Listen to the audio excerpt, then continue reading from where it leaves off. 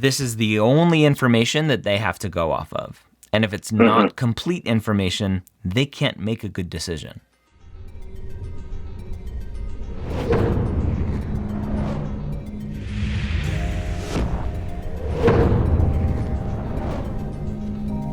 Application Renovation Season 5. How you doing, my friend? I'm doing well. How are you, sir? I'm doing okay. I wish we met in better circumstances.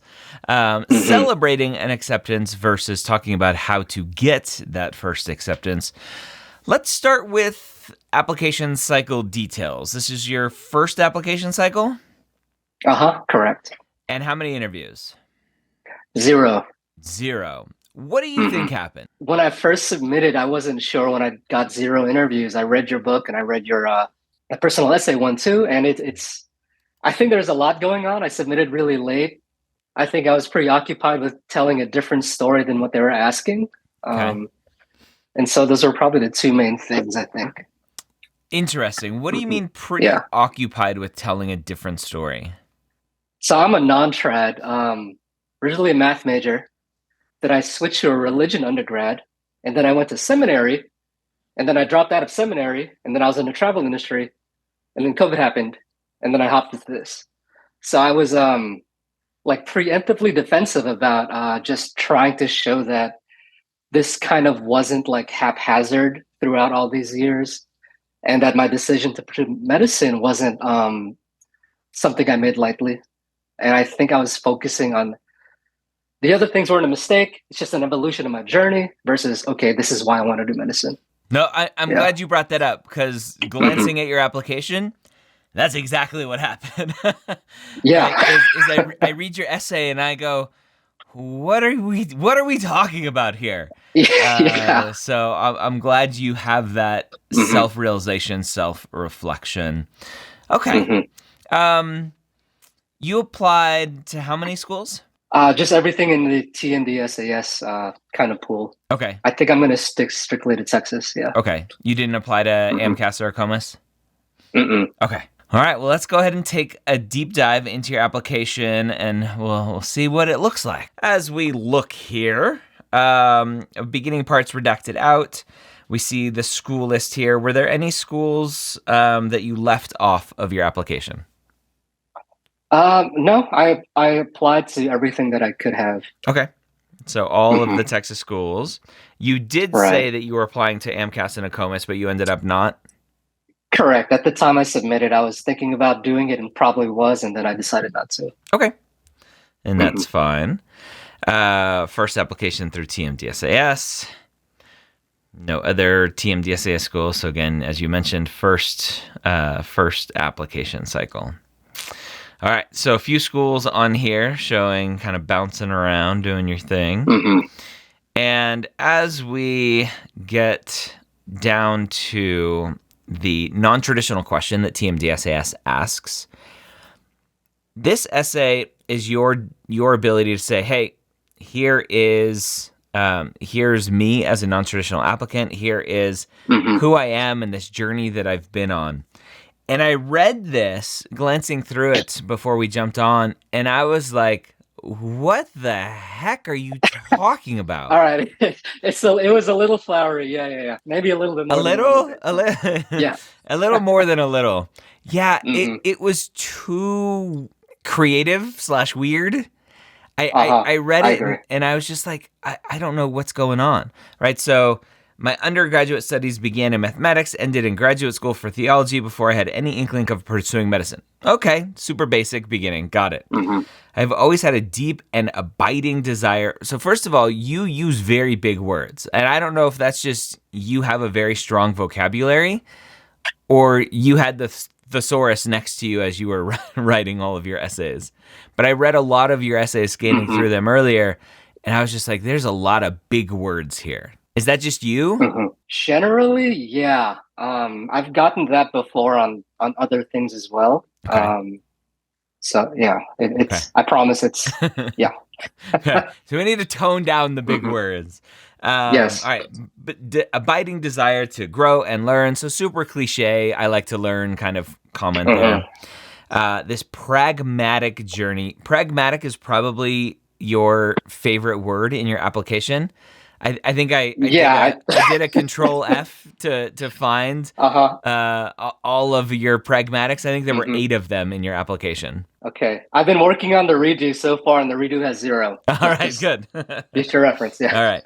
So, pragmatic journey toward actuarial science. Right off the bat, you say, I had this inkling to pursue medicine, and now you're saying I have this manifestation toward actuarial science, which doesn't make any sense. I want to be a doctor. Actually, I want to be an actuary. So I think I wanted to highlight that initially I did all of this before I had any inkling of pursuing medicine. I did actuary, I did Bible college, I did seminary before I even necessarily had a strong desire to pursue medical school. I think this is where, I say this kind of jokingly all the time, that I'm a dum-dum when it comes to reading. And I think it really helps me make a point here. This is too hard to read. Okay. So when I'm reading through these very quickly, I'm like, okay, my undergraduate studies began in math, ended in graduate school for theology before I had an inkling to pursue medicine. To me, you're transitioning to medicine right there. Now we're going to talk about medicine. I have always had a deep and abiding desire to grow and learn. Okay, again, cliche for medicine, so I'm assuming we're still in medicine. And then it manifests as this actuarial science. So I'm like, what are we talking about now? Okay. I wish I could invoke a single moment that moved the rudder toward seminary. Wait, actuarial science, seminary? So I'm already super confused at this point, and I kind of just want to give up. So just not clear at all. And again, describe the factors that have defined you as a non-traditional candidate, not give me your resume. Okay. My undergraduate semester began before I realized my mind had grown from its yearning. I again, no idea what we're talking about. What semester? What, where are we? Okay. So we need to scrap this non-traditional essay and really just go to the basics. As a student who didn't know I wanted to be a physician until much later in life, here's this journey I've been on, right? Own the journey. Don't feel like you have to make excuses for your journey, which is, I think, what you mentioned at the beginning is something where you kind of went off topic. Okay. Education interruptions. So here, some potential red flags, right? So you say spring 2012, you graduated with your bachelor's. Well, then this wouldn't be an interruption, right? Yeah, I was a little confused, I think, with the 2012 one. I guess the gap year between undergrad and my master's, since I didn't have education, I had to explain it. Yeah, that you don't. Education disruptions, interruptions are, I think this one, right? This one is where you're taking a break. Right. You're in school for a degree, and you had to take time off in the middle of schooling. Okay, so that's what they're going for there. And so you're working through some stuff here. I don't know if I would be. This is always a tricky situation about being super upfront about mental health stuff on an application. Is there are there other things potentially that you could talk about and discuss as a reason for what's going on? My general stance is you should be as transparent as possible, as you need to be, specifically when it comes to why do you want to be a doctor for your personal statement, right? If one of the reasons for you wanting to be a physician is you going through your own mental health struggles, your own physical health struggles, whatever, then sure, you probably need to talk about them.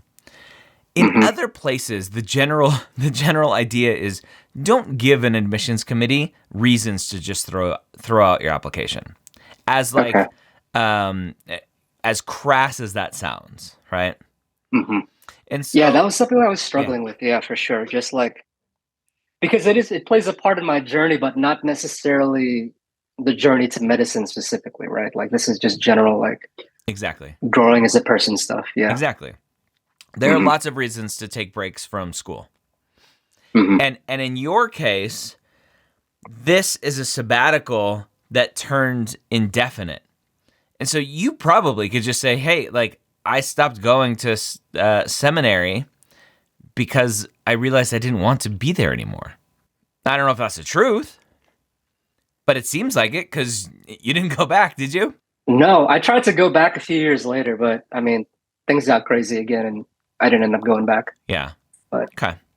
So it's one of those things. I walk a fine line in that discussion because I don't want to invalidate your experiences, but I also want to get you into med school. And if we don't need to air our dirty laundry, then we don't need to. Disciplinary action. So here's potential bigger red flags on your application. So academic probation during first year of college. And you have this move here, and you didn't go to class. You withdrew from classes in the spring, changed your major, and finished your remaining time with a 4.0. Okay, it happens, right? Again, lots and lots and lots of students struggle with transition to college, so not a big thing.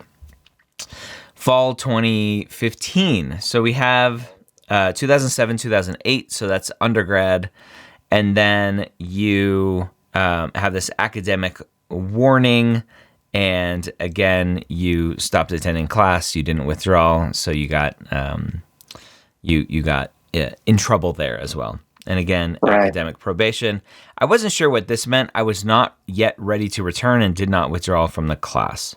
So I didn't. So kind of like I thought I was good to go, ready to roll, and then I got back in. I'm like, oh no, I'm not. Okay. And then yeah. So between the fall of 2015 and fall of 2017, were you out of school and then you restarted? Correct. Okay. So that maybe that extra context would have helped.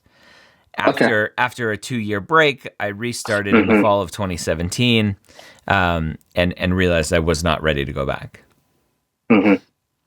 So this alone is starting to get worrisome for a medical school, right? The potential issue of someone who multiple times has had to leave school, has had to stop going to classes for one reason or another, and return and not do well. Undergrad, you did well, finishing with a 4.0 after changing major and everything else. So you have one instance of recovery.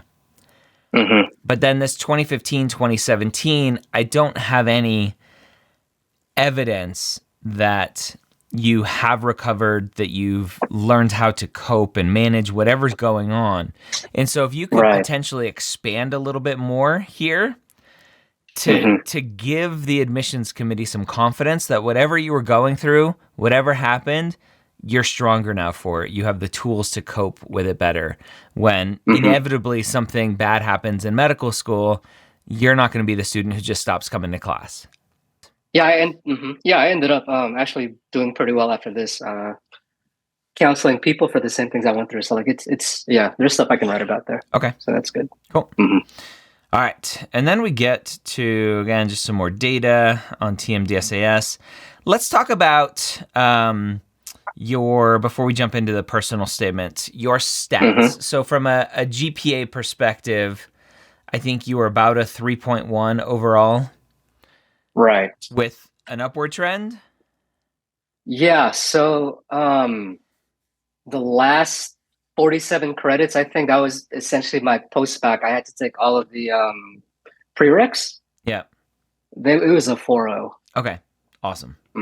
Okay. And your science GPA kind of shows that. Your science GPA is about a 3.8, right? Yeah, it's pretty high. Okay. And your MCAT score you crushed as well. It's solid. 514, I believe. Correct. So stats, the 3.1 is a little scary, but again, the trend is awesome. Stats-wise, I don't think is a huge issue for you. Okay. Right. So I think of stats as do they close doors or do they not? And I don't think your stats are closing any doors. Do you think the schools look at the subject matter for the stats? Like, if I have a 3.1 because I took a lot of like Greek and Hebrew and theology classes, like, does that weigh less if I was like doing poorly in science classes? Potentially, right? The fact that you have a 3.8 science GPA and a 3.1 immediately tells me that most of your struggles were in non-science courses. Okay. And is there any way I can talk about like not necessarily focusing on my grades because I was doing a different career path, or I was just I kind don't of think you trying to need to, graduate? right? So Yeah. again, that Okay. immediate conversation that you're having is Hmm. how do I make excuses for my past? That's fair. Which is Uh-huh. I think the pit that you fell into with your writing. Hmm. Was your writing is basically, as we'll see here in a second, a lot of excuses for your past. Right. I don't think you need to. You Okay. have proven 47 credits post-bac, heavy science work, I'm assuming, right? Yeah. All sciences. Hmm. Yeah. You've proven academic ability. 3.8 science GPA. You've proven academic ability in the sciences for med school. 514 Hmm. MCAT score. You've proven that you can take a really big test. Hmm. You don't need to make excuses for your past. There are a million and one Okay. reasons why students struggle in college. We don't need to hear one of your reasons because Mm. your data, objective data, shows that you're not going to be an issue. Other than potentially what we were just talking about in terms of the disciplinary actions and making sure that the way that we write about these, the explanations, the takeaways, the reflections, how have I grown, is potentially added on to that. Personal statement, my friend. And my mindset going into this for the first time was very honestly the complete opposite of what I guess I should have done. So like this is a very purposeful, not storytelling. Yeah, it was hot mess, hot mess. Talk about that mindset because I think a lot of students go Uh-huh. in with and not to say it's the wrong mindset, but I think Hmm. it's so different that admissions committees don't know what to do with it, if that makes sense. Yeah, so I mean, like I can tell a story, right? Like I preached and I've taught and done all of that stuff, but Yeah. like so with this, I didn't want to almost like appeal to anyone's like emotions. I felt like it was almost manipulative, and I just kind of wanted to present this like, okay, I'm doing this like clear-headed and logically, and here's the path I took, and here's why, according to my personality, these kind of like stopovers were not a mistake or anything like that. And yeah, so instead of answering, right, why medicine, I answered, here's why the things I did before weren't wrong. But yeah. Okay. Yeah. And that's exactly how it reads. So Hmm. we start off with again, if this kind of interesting writing style where it's almost autobiographical in terms of your Hmm. writing style, right? An observer of my life's track may view the circuitous routes that included training in actuarial science, theology, humanitarian group travel, and now medicine is haphazard, right? Flirting as far away from one subject, blah, blah, or flitting, not flirting. Hmm. So I have no idea what prima facie means. Like, again, I'm a dum-dum with words. And Yeah. so Uh-huh. if you're going to make me feel dumb when I'm reading, I'm not going to like your writing. Okay.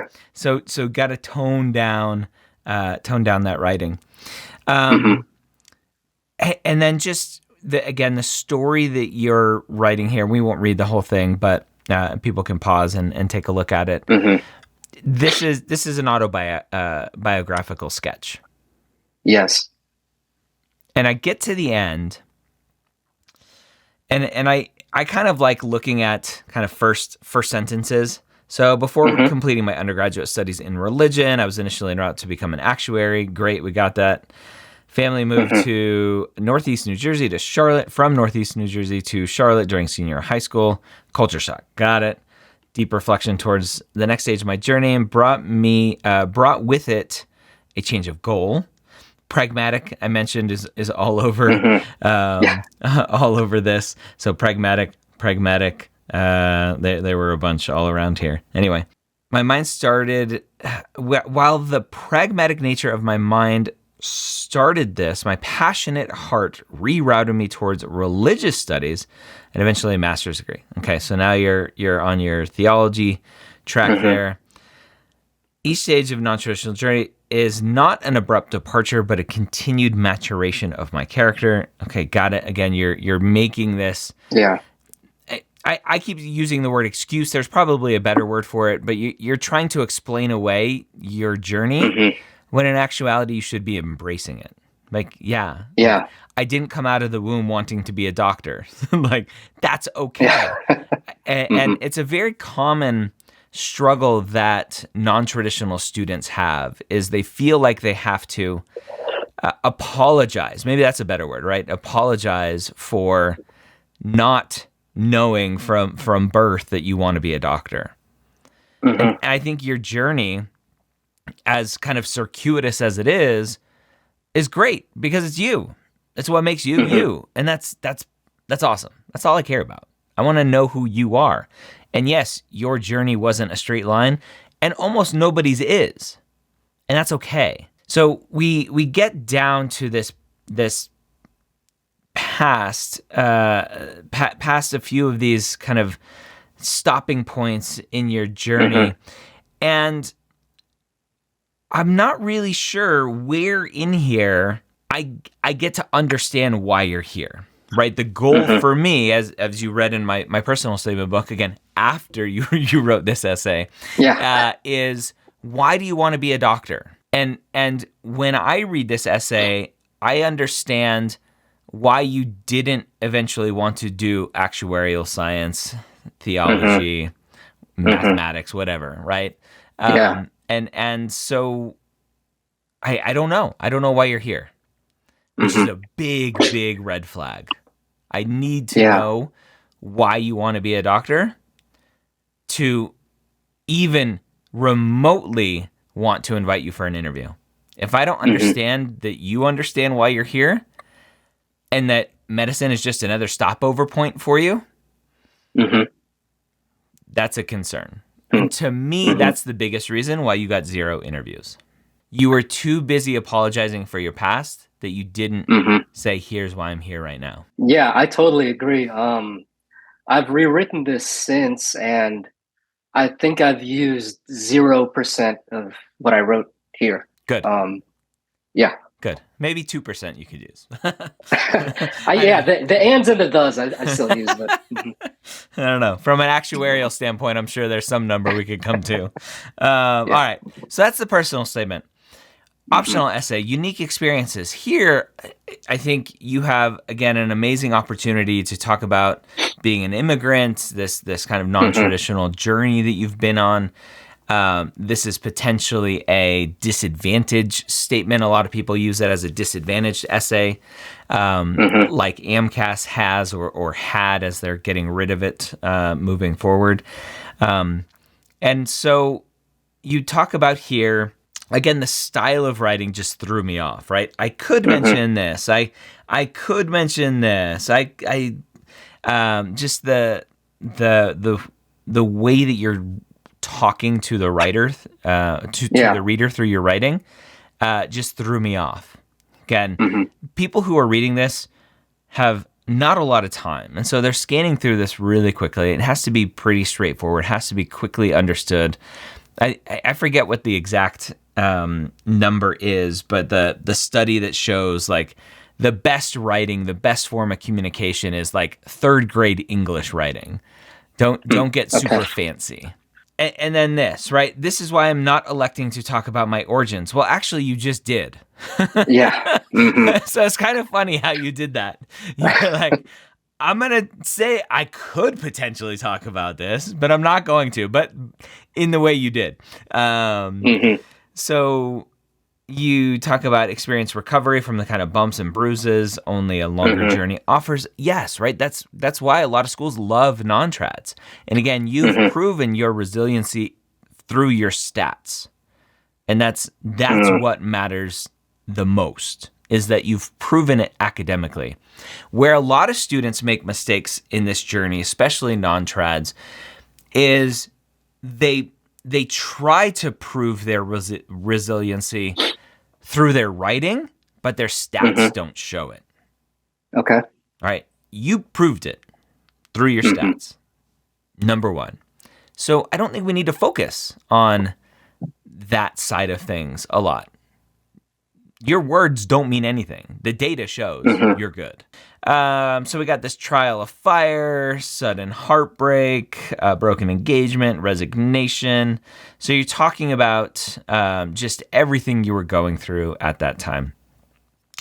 Right. When I'm reading, I'm looking for context. I'm looking for why. It's funny. I have these conversations with my wife and my team members. I'm like, I need context when you talk to me, or else I don't understand. I don't know how to process what it is I'm ingesting. So when I'm reading this, I don't really understand why I'm reading these things. Right. So that right here, this first trial by fire coincided with an alignment of turmoil that included heartbreak, blah, blah, blah, resignation, the stuff I just talked about. All of this happened within 2 months and led me into more than a year of listlessness and despondency. Those are not good visuals to put into a reviewer's head of a potential med school applicant. Right? You're like, hey, I potentially will become listless and despondent. Right. Probably not the best ideas. So I ask myself, why did I just read this paragraph? And I have no idea. Other than it's just more apologizing for the early struggles that you had. I don't think we need it. Again, the data shows you're fine. You've recovered. Yes, you had some terrible times. Guess what? You're human. You're allowed to go through periods of listlessness and despondency. I'm not saying you shouldn't go through those things. I'm saying we don't need to air our dirty laundry in the application. So the second litany of trials, I'm like, oh, more dirty laundry. What are we talking about here? Yeah. All right. So this humanitarian air travel, financial, mental, emotional recovery, great. You're working on that resiliency. Lengthy time away. You reapplied to seminary, denied and told to pursue ministry activities that I placed on hiatus during the interim. So you're talking about not being allowed to go back to school. And you go on this trip to Kathmandu. I couldn't. You couldn't. Broke my ankle the day before. Yes, right? You broke your ankle on the eve of the trip. And then COVID comes. I'm still wondering, why am I reading this? What's the point? And I don't know yet. Right. And so again, just a very easy writing style that students can adopt. And again, this is just a personal thing for me because of how I ingest information. But I think it's valuable because of the speed at which people are reading these applications. I think is ultimately to make it as clear as possible, as often as possible, why it is you're writing, what you're writing. And so say, go ahead. Yeah. So say like I was trying to provide context for like that gap between like grad school and then eventually leaving it. And then I think that was mainly, this is almost the entirety of that essay. So I didn't write again what this was about as I revised this, but like, so would you recommend like pointing back to the, to things that I need to explain, or I guess you're saying I don't anymore, right? Like my grades show.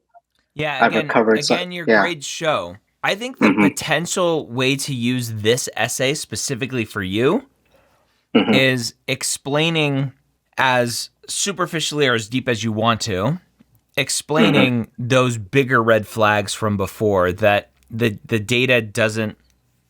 The data does show that you've recovered, right? You didn't take any more leaves of absence in your post-bac, right?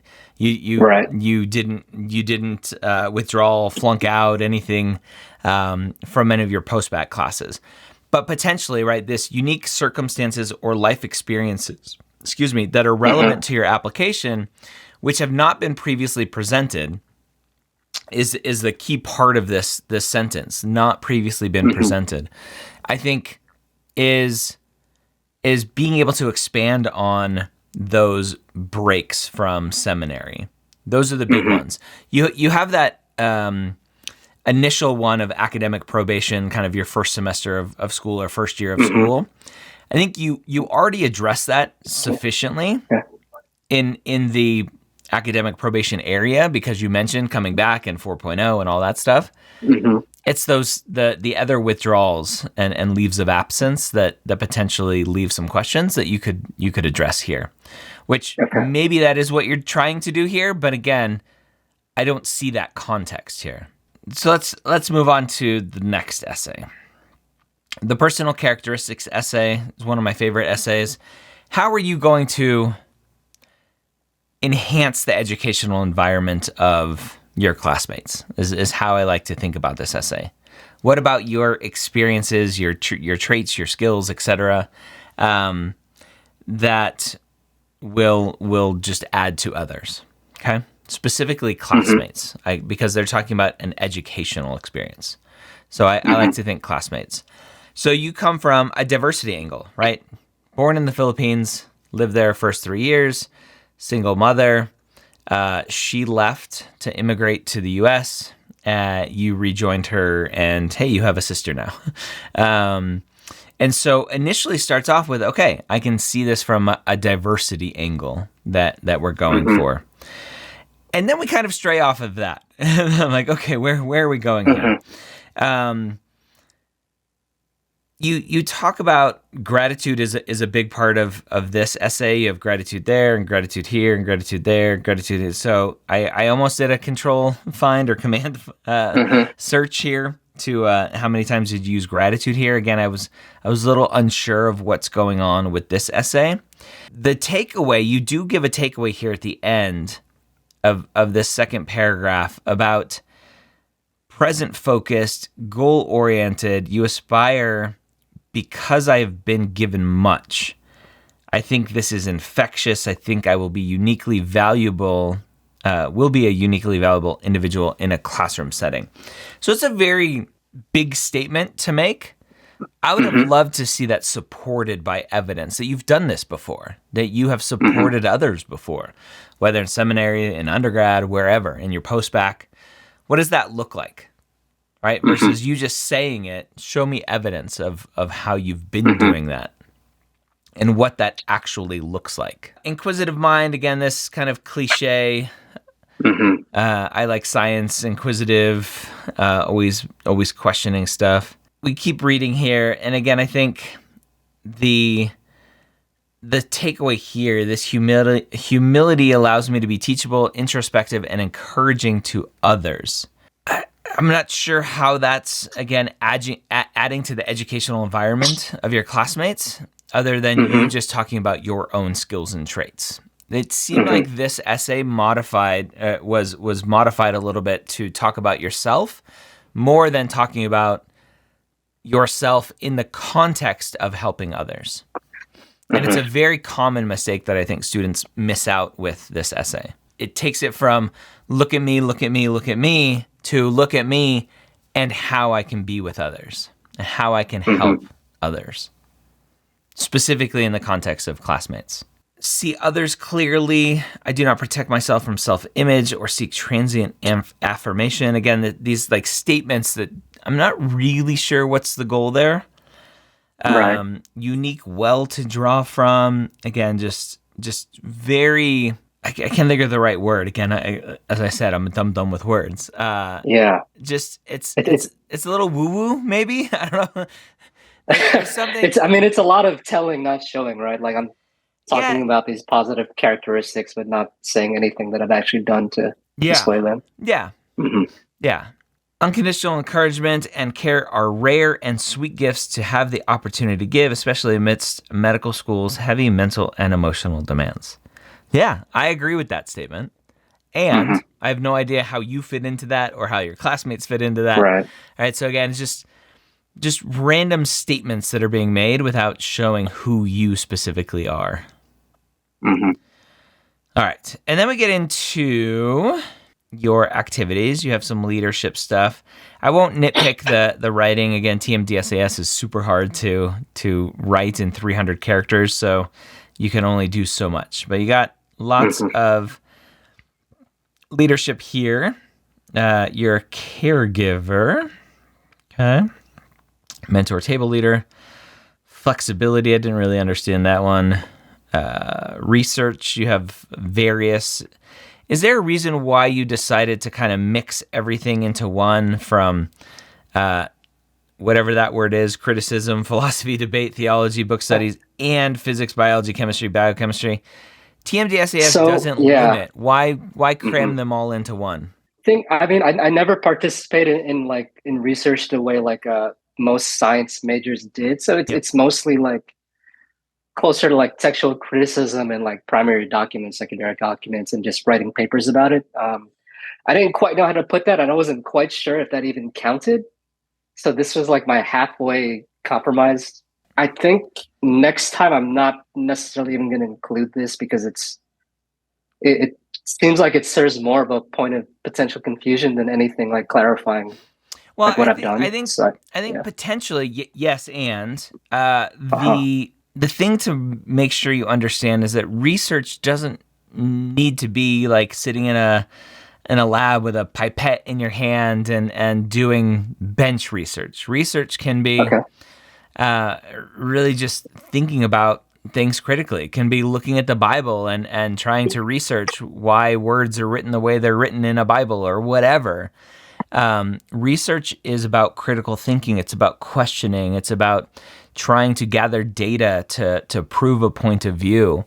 Mhm. And so it doesn't have to be the very standard IRB based wet lab research that we typically think about in medicine. Healthcare activities. You have this time in 2016 where you were an optician, not optician. Yeah. But you lead with this was primarily a sales position. Why did you immediately discredit your activity? I think I just wanted to shoot myself in the foot. Yeah. No, the total gap there. Okay. Okay. Yeah, I wouldn't do that, right? If you're interacting with patients, you're measuring pupillary distance, doing your thing, like count it. Hmm. Count Okay. it. It's interesting that's from 2016. So it potentially questions some of your journey. Like, why were you in the healthcare setting back in 2016 when you were still kind of on your hiatus from seminary? And maybe it was just a Hmm. job that it was easy for you to get. It was just a job. Okay. Hmm. All right. Maybe adding that context here. I don't know. Again, you Okay. only have 300 characters, so it's really hard to do. Hmm. And then you have COVID, and you're helping National Guard, pharmacists, other healthcare professionals in check-in, chart reconciliation, parking and driving lane organization. As much as possible, when we're talking about healthcare experiences, avoid the Hmm. super non-healthcare related stuff. Right? Okay. Yes, there will always be non-healthcare related things in a healthcare related job. A physician's job is not all direct clinical experience. All right. Medical transcriptionist ortho. So this was something that you were doing during the application cycle. You said you Right. were only going through October 2022. I'm assuming you have a future That's the activity limit. that's the same. Yeah. Oh boy. Yeah. But that, yeah. Let's I scroll was down. not very descriptive of my future activities, That's if I okay. recall correctly. Yeah. So if we look at meaningful planned activities, continued activities. No, you don't have it on there. Right. Why didn't you put the medical transcriptionist ortho on there? At the time, I wasn't sure how to put that because I think what threw me off was the hard date limit for the healthcare activities because I think it cuts it off as a at a certain time, right? Correct. With the Um, assumption that the rest of the time, if you are planning on going past that date until yeah. some point in the future with a real cutoff of starting medical school, that goes Hmm. under planned activities. So TMDSAS is very strange in that you can have the same exact experience in multiple categories. Hmm. And so, especially under planned activities, you could Yeah, I have think that's the what same threw me thing. off. Okay. Hmm. So, if I were reading this, not able to have a conversation with you, my assumption is that you're not doing anything during the application cycle.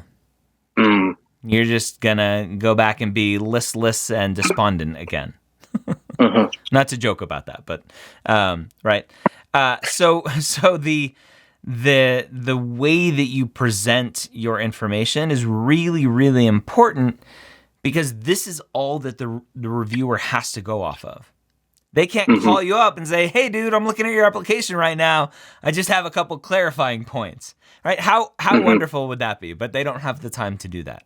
You have this job. Tell me about medical transcriptionist. Because to me, that's a very specific job where you're sitting in a room all by yourself, listening to dictations and just typing up notes. Okay. It's a mix between that and scribing. Like today, the doctor's out, but like usually on Mondays, I'd be following around as he talks with patients and things like that. So I've done a mix. I do both dictations and live. I would probably just focus on the scribe aspect of what you do. Okay. Medical transcriptionist to me is not clinical experience. Okay. I have a little bit of a different view because I grew up with a mom who was a medical transcriptionist. So I'm very familiar with the transcriptionist world. She would sit at home and get little tapes delivered. This is pre-digital stuff, and would transcribe after the doctor is talking into their dictation devices. Right. Okay. So to me, that's not clinical experience. That's an admin kind of assistant type job, non-clinical job. Whereas scribing paints a very different picture. You're in the room, you're interacting in some ways with the doctor, sometimes with the patients as well, depending on the scribe position. And so instead of medical transcriptionist, I would have put orthopedic scribe as the title. And then you have some shadowing, which is great. What's this one? So medical assistant. So you're doing some stuff. This was for a few months, half a year or so. And talking about the treatment process, mostly Medicare, Medicaid patients. I don't know why that's important. And then some nerve testing and all this other stuff. So this looks like a fantastic clinical job, interacting with patients, doing your thing. More shadowing, orthopods, great. So from a clinical experience standpoint, where a lot of students kind of fail in that world is they don't have enough. It looks like you do. You have a bunch of hours in this medical assistant job here, and then from, we'll call it scribing, ortho here. The one potential issue, which I don't think is a huge issue, is that it didn't really start until April 2021. Right? So it didn't start until very later on in your journey. But that also coincides with you being a non-trad and you not really realizing until much later in life that this is what you want. And so my assumption is, looking at this, if we were to look at this April 21 date, that you were back in school probably in 2020 at some point. Right. I was taking full-time classes essentially from July until late summer 2021. And then I finished up my last class in the fall. Okay. And that's a very common, I think, mistake that non-trads make, is they go to prove themselves first in the classroom instead of proving themselves to themselves in a clinical setting. Right? Let's say you went back, you crushed your 47 credits at a 4.0 in your post-bac, and then you go and you become a scribe, and you're like, oh crap, this job sucks. Being a doctor is terrible. Patients are miserable, right? What are those 47 credits at a 4.0 going to do for you now? Yeah. Right? It obviously worked out for you. You're here. But it's just I want to call that out because I see it time and time again where, in my mind, it's backwards, right? Do the clinical first and then go prove yourself academically, or kind of do them around the same time. Okay, so that explains some of the gap there. You have plenty in terms of total hours, again, from at least how you presented it in the application, I don't really understand that you're going to continue to do that. So that's a big question mark. You have your caregiver thing here. This was also under leadership. Again, that's fine. That's how TMDSAS expects you to categorize things. The same activity in multiple spots. Extracurricular activities. Got your video games. That's a lot of hours there playing video games. And weightlifting and yogging, cooking, eating, and bonsai. Nice. Regular old Daniel LaRusso. All right. So I think all of that looks good. Job since graduating high school. All right. So we get to the end. What is this one here? That's just employment. Okay. So you're a optician. Yeah, long list. Yep. Medical assistant. Again, transcriptionist. Again, I would change those words around to describe. Meaningful. So you have camping, hiking, backpacking. So one of your hobbies you have, I think, is perfectly fine to put under meaningful experiences. Care support, medical assistant. And then an exhaustive bottom to top point of view for this private practice and everything that you have there. Okay? Perfect. Table leader mentor. Denouement. Don't know what that word means. For my seminary career and ministry aspiration. Serve as reassuring, consistent patient presence to various cohorts I help to lead. Utilize many past hours of growth, linguistic studies, theological training, biblical study, serving people. Okay. So this looks like it's all set up for, hey, I'm showing you how this is going to help me be a physician. Versus here's why it's just meaningful to me as a person. And that's just, again, a strategy kind of difference that I have with a lot of ways that people do that. And then we already talked about planned activities not being on there. And that's it. Lots of other data. We can see all those classes there where you kind of struggled early and then crushed it later on. That's what we got. What do you think? I think it's been really helpful. I guess I didn't realize just how much I was like apologizing for my past rather than being excited for my future. Yeah, 100%. Yeah, even just the small things, right? Like medical transcriptionist, or maybe not punting my planned activities and actually talking about them. Yeah. Yeah. You got to give full context to everything because this is the only. Now, again, it's not literally the only document, right? They're getting every single data point in their software and sorting and doing however they're doing it. But this is the only information that they have to go off of. And if it's not complete information, they can't make a good decision. Yeah. And then I think I applied super late too. Oh, yeah. Let's talk about that. So that'll be fixed. When did you apply? I think I want to say 27th of July was when I submitted. Okay. So not horrible, but not great. Right. At least according to TMDSAS. I don't think they have this data public anymore. But I've seen graphs where the interview percentage, like if you look at 100% of people interviewed over the course of an application cycle, 50% of them applied in May, 25% of them applied in June, 15% applied in May, and then it's just diminishing month after month after month. Don't quote me on those numbers, but there's data out there that I've seen that, especially with TMDSAS, and I'm almost positive AMCAS. ACOMAS is a little bit different, but AMCAS I'm sure has very similar data that they don't want to release, because then it discourages people from applying, which makes the AAMC less money.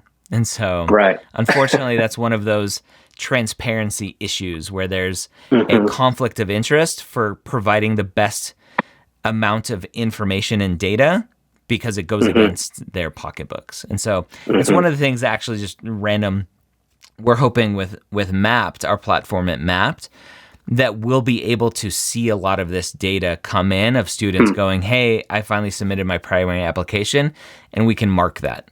And then we can go, oh, this person got an interview, this person didn't get an interview. We can start to gather our own data and publish it and be transparent, because it's not hurting our pocketbooks to be transparent to students. So it's our goal, is to increase transparency. So, and then regarding, one more question. So with secondaries, those are also super late. That's probably what shocked me in the foot the most. I think I finished up them through like August and even into October. Yeah, October, not bueno. August is probably okay. Ideally, there's this theoretical rule of thumb for 2-week turnaround. TMDSAS is harder because it doesn't have the typical long time period of, I submit June 1st. Medical schools don't even start to get applications until the last week of June. So you have several weeks where you can start pre-writing things and get ahead of the tidal wave. With TMDSAS, you submit your application. They're not verifying your application the same way that AMCAS and ACOMAS are. They're not looking at your grades yet. They'll ask for your transcripts later on in the process, and then they'll verify your grades. They're assuming, which I think is a smart way to do it, they're assuming that the far majority of people are being open, honest with how they're putting in grades, right? Because there's no benefit in lying, because they're going to see your transcripts. And so they pass on the applications pretty quickly to the medical schools. There is a verification process, but it's not the same as AMCAS, at least initially. And so students are very often caught off guard with how quick that turnaround time is from, I submitted my TMDSAS application, to, I got my first secondary request. And so you really have to be on top of that. You've proven yourself stat-wise. You've gone on this journey that you have zero reasons to be apologetic for. Your job is only to show medical schools why you're here, why you want to be a physician, why you're convinced this is the end of your journey, at least for now, right? That becoming a physician is the goal at this point.